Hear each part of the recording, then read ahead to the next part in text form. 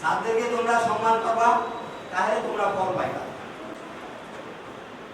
আমি আজকে এখান থেকে বিদায় নিয়ে যাচ্ছি, তোমাদেরকে রাগ করেছি, অনেক সময় অনেক কথা বলেছি, আর বলবো না, আর বলার প্রয়োজন হবে না।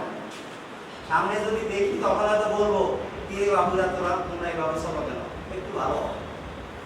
কিন্তু তোমাকে আর রাগ করার ক্ষমতা আমার নেই, আর থাকবে না। তাই তোমাদেরকে অনুরোধ করবো, তোমরাও ভালোভাবে লেখাপড়া করো, লেখাপড়া করে পিতা মাতার মুখ উজ্জ্বল করো, আর ছাত্রদের কথা শুনে চলো, ছাত্ররা ভালো পরামর্শ দেবে, করো। আমার থেকে অনেক অভিজ্ঞ, অনেক দক্ষ ফাতেমা ম্যাডাম আছে, তিনি মহিলা মানুষ। আমার হয়তো মাঝে মধ্যে মেজাজ খারাপ হয়ে যেত, আমি রাগ করতাম, কিন্তু ফাতেমা হয়তো সে রাগও করবেন, আপনাদেরকে আদর করবে, আপনারা তাকে সহায়তা করবেন। তিনি আমার থেকে অনেক দক্ষ আছেন, অনেক অভিজ্ঞ আছেন। আমরা আশা করি এই বিদ্যালয়টাকে আপনারা এখন যে অবস্থা আছে, আজকে যে অবস্থা আছে, তার থেকে আরো বেশি ভালো হবে। আমরা বাইরে থেকে যাতে শুনি যে বিদ্যালয়ের অবস্থা আরো সুন্দর, আমরা যাতে শুনি যে শফিক স্যারের যতক্ষণ ছিল, আহসান স্যারের যতক্ষণ ছিল, মাইনুদ্দিন স্যারের যতক্ষণ ছিল, তার থেকে তারা যাওয়ার পরে আরো বেশি ভালো আছে। ওনারা খারাপ ছিল, এরা অনেক ভালো, এইটা শুনলে আরো ভালো লাগে। সেটা যাতে হয়, কারণ ভোলা জেলার একটাই বিদ্যালয়, জেলা স্কুল। এই স্কুলের প্রতি সবাই একটা দৃষ্টি আছে। এখান থেকে ছেলেরাই লেখাপড়া করে ভোলা জেলার ডাক্তার হবে, ইঞ্জিনিয়ার হবে, সচিব হবে, মিনিস্ট্রি হবে, নেতা হবে, এখানকার ছেলেরাই। তাই সবাই আকাঙ্ক্ষা এই বিদ্যালয়, দৃষ্টি এই বিদ্যালয়, সেটা যাতে হয় সেটা করবেন। এই কয়টা দিনে আমি কাজ করতে গিয়ে অনেককে রাগ করেছি, অনেক রূঢ় আচরণ করা লাগছে, অনেক শক্ত হওয়া লাগছে। সেটা আমার পারিবারিক সম্পত্তি রক্ষা করার জন্য না, আমার এটা পৈতৃক সম্পত্তি ছিল না। আমার একটাই ছিল যে বিদ্যালয় সম্পর্কে যেখানেই যাইতাম সেখানেই ভোলা সরকারি স্কুল, যেখানে আলোচনা হইতো, ওই জেলা পরিষদে আলোচনা হইতো, ডিসি অফিসে যত মিটিং হইতো, তখন আগেই আসতো ভোলা সরকারি স্কুল। সরকারি স্কুলে লেখাপড়া নাই, সরকারি স্কুলে গোলাবার মদ খায়, সরকারি স্কুলে গোলাবার মারামারি করে, প্রতিদিন খালি এই কথা, পত্রিকা আসতো একই কথা। এইটাকে কিভাবে রোধ করা যায় সেটাই ছিল আমার একমাত্র লক্ষ্য। আপনাদের সহযোগিতায় সেটা আমরা করতে পেরেছি।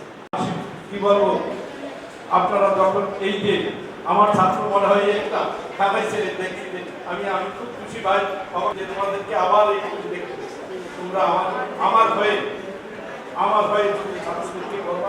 আমি এই আশা রাখি আপনারা যারা আছেন এই স্কুলে, আপনারা শিক্ষক হিসাবে থাকেন, শিক্ষক হিসাবে ছাত্রদেরকে যদি গড়ে তোলে, আপনারা যেখানে যাবেন সেখানে আমার মনে হয় আমি কোথাও গেলে বেয়াদিস হয়ে যায়, ঢাকা গেলে আমি যেন ওরা রহস্যে গালে যেখানে যায় আমি যেন বেয়াদিস হয়ে যাই। কেন ওরা আমাকে একবার না একবার আজকে আমার পাশে আছে, কালকে আমার পাশে। আর কিছু বলবো না ভাই, বিদায় অনুষ্ঠান আগে অনেক কথা বলছি, এই বেলায় মাপ চাইছি, আমাকে ক্ষমা করে দিয়ে নতুন যারা আছে তারা এই সুবিধা করবে। কেমনি করবে? নিজেদের মেধা, তার প্রজ্ঞা সব কিছু দিয়ে যদি আপনারা চেষ্টা করেন। আমার একদিন খুবই খারাপ লাগছে, বা সবসময় আরো অনেক আগ থেকে এই কথা মনে হয়। আর আমিও কিন্তু আগামী সামনে খুব বেশি দিন নাই, 1-1.5 বছর যা আছি। এখন আমার কষ্ট অনেক দিক দিয়ে, একদিক দিয়ে অনুষ্ঠানটা আমার মন মতো করতে পারলাম না, অন্যদিকে আমার কাছাকাছি সমবয়সী টিচাররা সবাই চলে যাচ্ছে এবং এখন আমি একদমই একা হয়ে গেলাম।